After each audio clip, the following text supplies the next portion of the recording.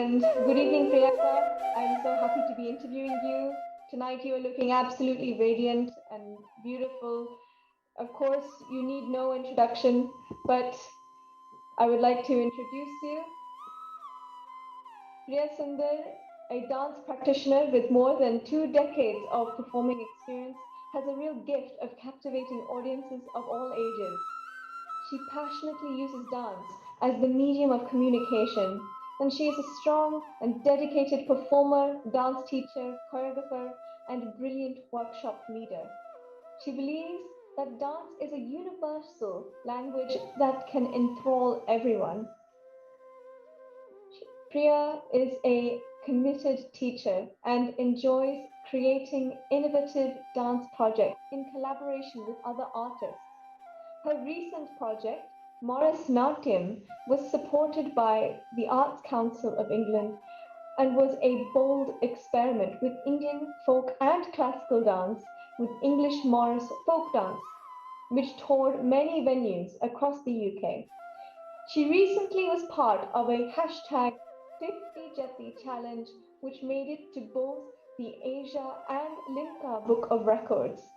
Now, about this, because I found it very, very interesting, this 50 Jati challenge, I want to know a little bit about what that was like for you and the whole experience, because the Book of Records, that's absolutely insane. First of all, good evening, Anaya. Good evening to our audience. I really felt good for that intro, and you are looking gorgeous. The journey has been amazing, especially the 50 Jati challenge under the guidance of Guru Shri Madurai Muralidharan sir. It's been amazing, especially during lockdown, to do something like that. Keeping yourself busy was amazing. You as a dancer, you must be knowing doing 50 jatis in a row without break. It is not easy. So it took a lot of practice and determination, and I think we got it from sir as well. He pushes a lot saying we can do it. And it's also about globally, there was 135 dancers. So we all did this together virtually. So bringing them together was, again, some days I was dancing midnight, 12:30 warm up, and 1 to 3 was the class, and 3:30 I would stretch and sleep. So that was it was an amazing journey. But as a dancer, we always come up with this, I don't know, the universe gives us that power to do it, I think. So that's sort of power I got doing this project, especially. It's very close to my heart now. As you said, making it to the Asia Book of Records and Limca Book of Records was amazing. Yes, I really feel very happy, and this is something I really feel proud of. I've never felt like that before. I have to be very honest. But I think this is my second innings, Anaya. This is not my first. I am old enough for the second innings now. And to achieve something like this in my second innings is really, I'm really happy. It sounds like such an amazing experience to be part of. And that many dancers, dancing together must have been an absolutely powerful experience. So, speaking of power, I we are celebrating International Women's Day, and I want to know what that means to you. International Women's Day for me is about celebrating womanhood. We are all very special. So I think we have to celebrate ourselves and we have to celebrate each other, women. So that's International Women's Day for me. And that kind of leads on to my next question, which is, and I think you partly answered this for me, but why do you think that we should celebrate this day, such an event? for me, I think we should definitely celebrate this, because I cannot close my eyes and say there is no gender inequality or anything. No, there are plenty to be addressed too. But for me, it's not about fighting for equality. It's not about fighting opposite to a gender. No, we are special. We are born special with a gift, enormous gift of this. You know, female means there is a special gift from the nature to us, from the universe to us. That is, we can give birth to a child, which is very unique. I think nature has chosen us. It thinks we can do a better job. So I think. Yes, we have to celebrate it, because if we don't talk, we will not be heard. So we have to talk loud, and we have to make sure we make our efforts, and also compared to olden days, because I was born and brought up in India, and I moved to the West later in after my wedding. So for me, the graph of women empowerment is very good. It is not just stagnant, it's just growing. We're just growing out. I think everybody is scared of our growth, so I think we should be very proud of it, and we should celebrate each other, and we should that yes, we should do it. That's what is my feeling. I mean, absolutely beautifully put, Priyanka. I mean, this, like, women, like, we generally hold like so much power. So I feel like today, International Women's Day, is a day where we hold each other up and really support each other. And I'm so glad to be talking to you about this as well. Now, I want to know more about your uh, journey to dance and the arts, and what was that journey like for you? And if you can, in that, tell me who or what inspired you along the way. So, Anaya, it's been a long journey. When I started, I didn't know that I would do this as a profession. Definitely, dance was part of me. I love dancing, something which would always, it would bring me to a level where it's like a trance. You forget the rest of the world. So this was there even when I was a child, but I never knew that I was going to do this. Like, I would take up this, and I would always be dancing. So yes, dance has been part of my life. Thanks to my mom, who just threw me into the class. I think when I was 5, she just introduced that, and from then on, I've never looked back. Of course, I've had ups and downs in dancing career. Like, sometimes I've never danced for like 3 or 4 years after marriage, and then I had to get back. So it becomes difficult then. When you come back after 4 or 5 years, you need to again get back to that, getting the strength and core and everything. You have to work very hard for it. And when you are denied of something for for few days or for few years, then you come back with a force.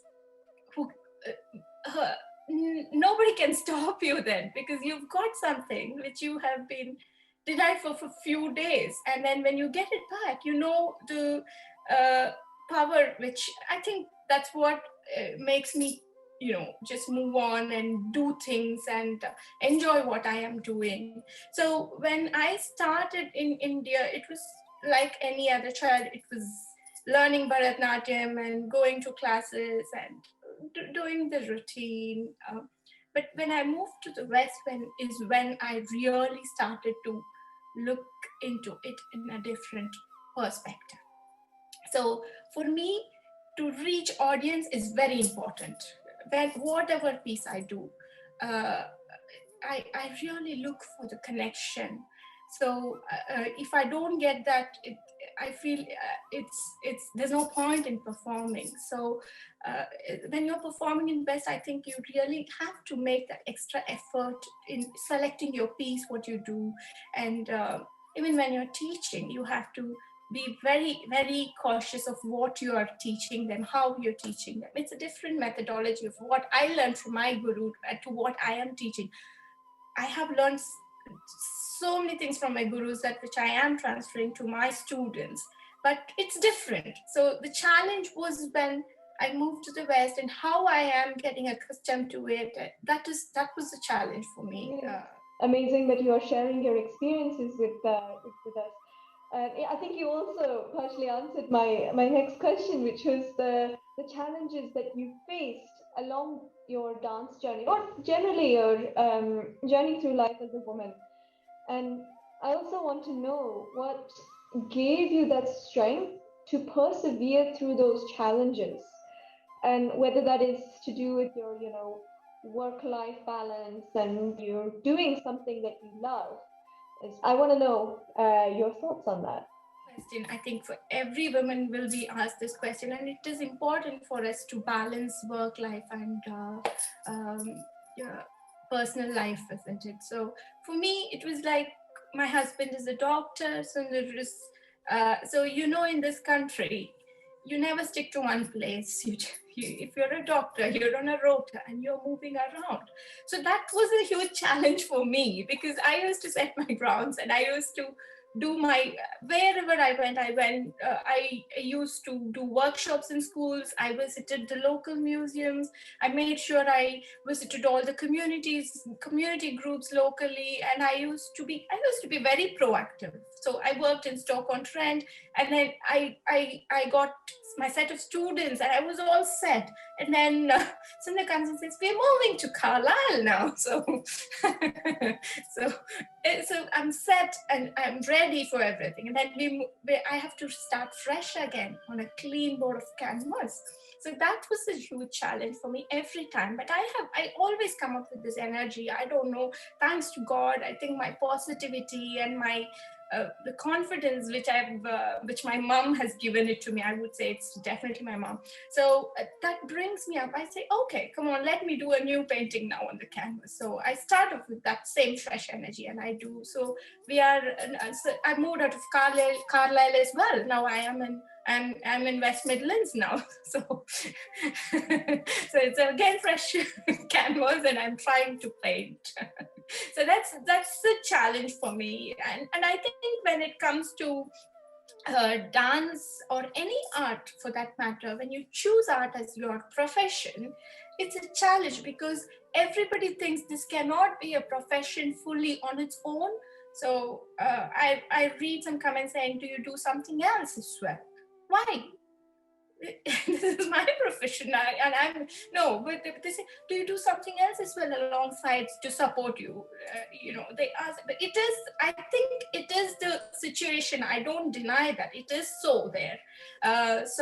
But yeah, these are some challenges which I think I faced down the line. But I think as a woman, you have this power and to come back with a force and do it. So yeah, it's so beautiful to hear how you put these things, especially the question of, oh, what do you do? And you say, oh, I do dance. They're like, no, that's your hobby. What do you do? What's your job? And it's like, dance is my job. And I'm so happy that you're devoting so much to this industry, to this art form, and to your audiences, that we get to experience art because there are amazing practitioners like yourself. And the strength, that energy that you have, in that effervescence that you bring, I think that is what gives us all strength. My next question: do you have female role models, and who were they whilst growing up? My first role model is my mom. Be it life skills or dance or whatever it is my mom. She's given me enormous strength. She comes up with some sort of energy, and whenever she has a downfall, I've seen her come up with some powers. I think that is what I've taken. So it's not, she's not taught me, I have seen her. So and I think life lessons stay with you, isn't it, than reading from books. So definitely my mom is my first role model. But for dance, I think it, my gurus, especially, I had this luck of learning from both husband and wife. So Kiran Subranmain sir and Sanya madam. So it, you get a mixture of both the male energy and female energy in dance, especially it's entirely different, isn't it? So I got to see Sanya ma'am doing things differently, and I got to see Kiran sir doing things differently. So definitely they were my role models. And today, whatever I'm doing, like as a teacher, definitely I owe to them. I have learned a lot from their teachings, and that's something I definitely owe to them. And down the line, when you see dancers, I mean, you have so many beautiful dancers here. Not just beautiful, but so much substance and stuff. Like you just can't channelize and say, I like her, I like her. I like Janaki Rangarajan postures. It's just stunning what she brings to the stage. It was Sujata Mohapatra ji, when I saw her live, I was just, this is something amazing. This takes the theater to different level. I have seen her do workshops, and I have seen her perform on the stage. It just transforms. And I think I take a little bit from everybody. We have to learn. As dancers, I think we have to copy something to become good dancers. There's no harm in being, copy some good things from few people. And I really take inspiration from any dancer whom I see. If they really touch my heart, I take it. And my mom-in-law as well, to be, she's one person who has taught me just accept everybody as they are, and non-judgmental, So normally like to learn, observe things. So yeah. Priyanka, one thing that really stood out in your bio was your collaboration with Morris dancers in the project called Bharatanatyam that you got Arts Council funding for, which is absolutely amazing. I would like to learn a little bit more about that. Of course, Anaya, that was a very fantastic journey for me. That was my, it's like a bird going out of its cage. That was my first ever project, which got funding from Arts Council funding. And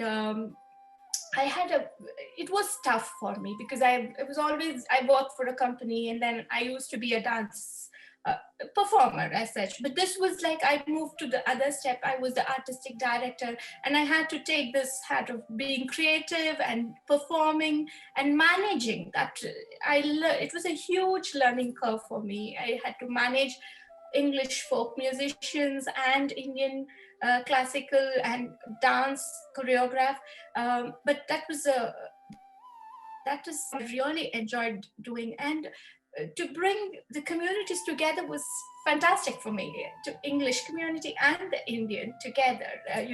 We had so much fun. Even while creating was fun, and while performing was super fun. So that was something, that's again something which it's very close to my heart. Thank you for sharing that experience with us. It can't be easy to mesh two very different cultures together, and especially when you have to do a lot of managing as well with the Arts Council projects and stuff like that. If you were to speak to your younger self, what advice would you give her? I wouldn't like to change anything much, because I think I've had a fantastic life, and the only thing might be I would advise my young self is have more fun. Don't take life so seriously. I think I need to tell myself that regularly. It's like don't take life so seriously. Just relax and have fun. Best advice, honestly. Another question that I would like to ask you is, Priyanka, is what is it or who is it that you choose to challenge? For me, I feel when women support each other, incredible things can happen. So I choose to challenge all women out there to support each other. So when one woman can make a difference, we together can rock the world. Let's do it. That's absolutely beautiful. Thank you so much for such an amazing interview. And I'm so sad that this beautiful, beautiful interview has come to an end, because I was really enjoying hearing about your experiences and about your the amazing stories and all the power that you have brought. And so, but like all good things, they must come to an end. But I really, really enjoyed having this interview with you today, Priyaka, and I wish you and everybody good evening. Namaste. Thank you ever so much, Anaya. That was, you put me at ease. I was a little bit tense, but you are so sweet. You asked me such lovely questions. I really spoke my heart out. Thank you ever so much. And I would also like to thank Annapurna Indian Dance for this lovely, lovely opportunity to share my experiences here. And I've always felt welcome, and I really feel like that. So thank you once again, Annapurna Indian Dance and Anaya.